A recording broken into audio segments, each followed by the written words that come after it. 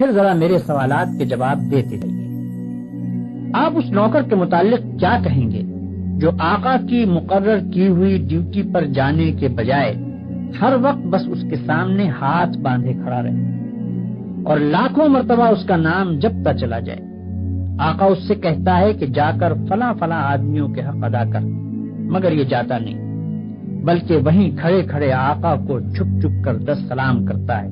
اور پھر ہاتھ باندھ کر کھڑا ہو جاتا ہے۔ آقا اسے حکم دیتا ہے کہ جا اور فلاں فلاں خرابیوں کو مٹا دے، مگر یہ 1 انچ وہاں سے نہیں ہٹتا اور سجدے پر سجدے کیے چلا جاتا ہے۔ آقا حکم دیتا ہے کہ چور کا ہاتھ کاٹ دے، یہ حکم سن کر بس وہیں کھڑے کھڑے نہایت خوش الہانی کے ساتھ چور کا ہاتھ کاٹ دے، چور کا ہاتھ کاٹ دے 20 مرتبہ پڑھتا رہتا ہے، مگر ایک دفعہ بھی اس نظام حکومت کے قیام کی کوشش نہیں کرتا جس میں چور کا ہاتھ کاٹا جا سکے۔ کیا آپ کہہ سکتے ہیں کہ یہ شخص حقیقت میں آقا کی بندگی کر رہا ہے؟ اگر آپ کا کوئی ملازم یہ رویہ اختیار کرے تو میں نہیں جانتا ہوں کہ آپ اسے کیا کہیں گے، مگر حیرت ہے آپ پر کہ خدا کا جو نوکر ایسا کرتا ہے آپ اسے بڑا عبادت گزار کہتے ہیں۔ یہ ظالم صبح سے شام تک خدا جانے کتنی مرتبہ قرآن شریف میں خدا کے احکام پڑھتا ہے، مگر ان احکام کو بجا لانے کے لیے اپنی جگہ سے جنبش تک نہیں کرتا، بلکہ نفل پر نفل پڑھے جاتا ہے، 1000 دانہ تسبیح پر خدا کا نام جپتا ہے اور خوش الہانی کے ساتھ قرآن کی تلاوت کرتا رہتا ہے۔ آپ اس کی یہ حرکتیں دیکھتے ہیں اور کہتے ہیں کہ کیسا زاہد عابد بندہ ہے۔ یہ غلط فہمی صرف اس وجہ سے ہے کہ آپ عبادت کا صحیح مطلب نہیں جانتے۔ ایک اور نوکر ہے جو رات دن ڈیوٹی تو غیروں کی انجام دیتا ہے، احکام غیروں کے سنتا اور مانتا ہے، قانون پر غیروں کے عمل کرتا ہے اور اپنے اصلی آقا کے فرمان کی ہر وقت خلاف ورزی کیا کرتا ہے، مگر سلامی کے وقت آقا کے سامنے حاضر ہو جاتا ہے اور زبان سے آقا ہی کا نام جپتا رہتا ہے۔ اگر آپ میں سے کسی شخص کا نوکر یہ طریقہ اختیار کرے تو آپ کیا کریں گے؟ کیا آپ اس کی سلامی کو اس کے منہ پر نہ مار دیں گے؟ جب وہ زبان سے آپ کو آقا اور مالک کہے گا تو کیا آپ فوراً یہ جواب نہ دیں گے کہ تو پرلے درجے کا جھوٹا اور بے ایمان ہے، تنخواہ مجھ سے لیتا ہے اور نوکری دوسروں کی کرتا ہے، زبان سے مجھے آقا کہتا ہے اور حقیقت میں میرے سوا ہر ایک کی خدمت کرتا پھرتا ہے؟ یہ تو ایک معمولی عقل کی بات ہے جسے آپ میں سے ہر شخص سمجھ سکتا ہے، مگر کیسی حیرت کی بات ہے کہ جو لوگ رات دن خدا کے قانون کو توڑتے ہیں، کفار و مشرکین کے احکام پر عمل کرتے ہیں اور اپنی زندگی کے معاملات میں خدا کے احکام کی کوئی پرواہ نہیں کرتے، ان کی نماز اور روزے اور تسبیح اور تلاوت قرآن اور حج و زکوٰۃ کو آپ خدا کی عبادت سمجھتے ہیں۔ یہ غلط فہمی بھی اسی وجہ سے ہے کہ آپ عبادت کے اصل مطلب سے ناواقف ہیں۔ ایک اور نوکر کی مثال لیجیے۔ آقا نے اپنے نوکروں کے لیے جو وردی مقرر کی ہے، یہ ٹھیک ناپ تول کے ساتھ اس وردی کو پہنتا ہے، بڑے ادب اور تعظیم کے ساتھ آقا کی خدمت میں حاضر ہوتا ہے، ہر حکم کو سن کر اس طرح جھک کر بصر و چشم کہتا ہے کہ گویا اس سے بڑھ کر اطاعت گزار خادم کوئی نہیں۔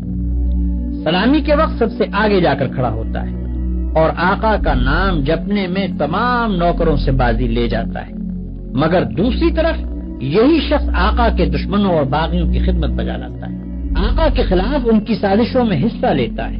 اور آقا کے نام کو دنیا سے مٹانے میں جو کوشش بھی وہ کرتے ہیں اس میں یہ کمبخت ان کا ساتھ دیتا ہے۔ رات کے اندھیرے میں تو آقا کے گھر میں نقم لگاتا ہے اور صبح بڑے وفادار ملازموں کی طرح ہاتھ باندھ کر آقا کی خدمت میں حاضر ہو جاتا ہے۔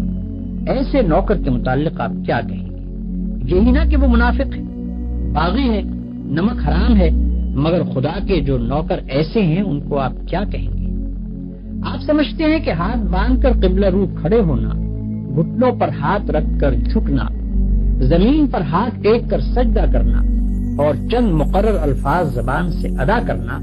بس یہی چند افعال اور حرکات بجائے خود عبادت ہے؟ آپ سمجھتے ہیں کہ رمضان کی پہلی تاریخ سے شوال کا چاند نکلنے تک روزانہ صبح سے شام تک بھوکے پیاسے رہنے کا نام عبادت ہے؟ آپ سمجھتے ہیں کہ قرآن کے چند رکوع زبان سے پڑھ دینے کا نام عبادت ہے؟ آپ سمجھتے ہیں کہ مکہ معظمہ جا کر کعبے کے گرد طواف کرنے کا نام عبادت ہے؟ غرض آپ نے چند افعال کی ظاہری شکلوں کا نام عبادت رکھ چھوڑا ہے، اور جب کوئی شخص ان شکلوں کے ساتھ ان افعال کو ادا کر دیتا ہے تو آپ خیال کرتے ہیں کہ اس نے خدا کی عبادت کر دی اور اس کی تخلیق کا مقصد پورا ہو گیا، اب وہ اپنی زندگی میں آزاد ہے کہ جو چاہے کرے۔ لیکن اصل حقیقت یہ ہے کہ اللہ نے جس عبادت کے لیے آپ کو پیدا کیا ہے اور جس کا آپ کو حکم دیا ہے وہ کچھ اور ہی چیز ہے۔ وہ عبادت یہ ہے کہ آپ اپنی زندگی میں ہر وقت ہر حال میں خدا کی اطاعت کریں اور ہر اس قانون کی پابندی سے آزاد ہو جائیں جو قانون الہی کے خلاف ہے۔ آپ کی ہر جنبش اس حد کے اندر ہو جو خدا نے آپ کے لیے مقرر کی ہے، آپ کا ہر فعل اس طریقے کے مطابق ہو جو خدا نے بتا دیا ہے۔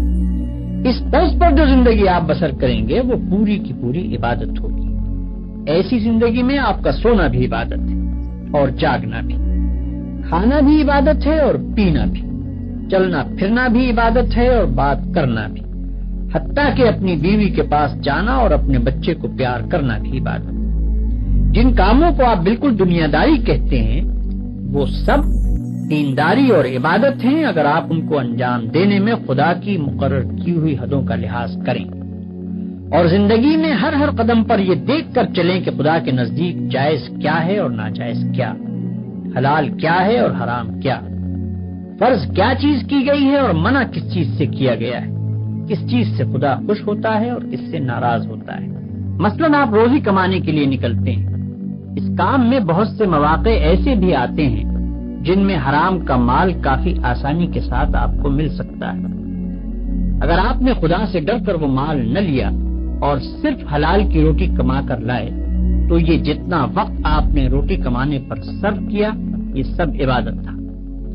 اور یہ روٹی گھر لا کر جو آپ نے خود کھائی اور اپنی بیوی بچوں اور خدا کے مقرر کیے ہوئے دوسرے حقداروں کو کھلائی، اس سب پر آپ اجر و ثواب کے مستحق ہو گئے۔ آپ نے اگر راستہ چلنے میں کوئی پتھر یا کانٹا ہٹا دیا اس خیال سے کہ خدا کے بندوں کو تکلیف نہ ہو تو یہ بھی عبادت ہے۔ آپ نے اگر کسی بیمار کی خدمت کی یا کسی اندھے کو راستہ چلایا یا کسی مصیبت زدہ کی مدد کی تو یہ بھی عبادت ہے۔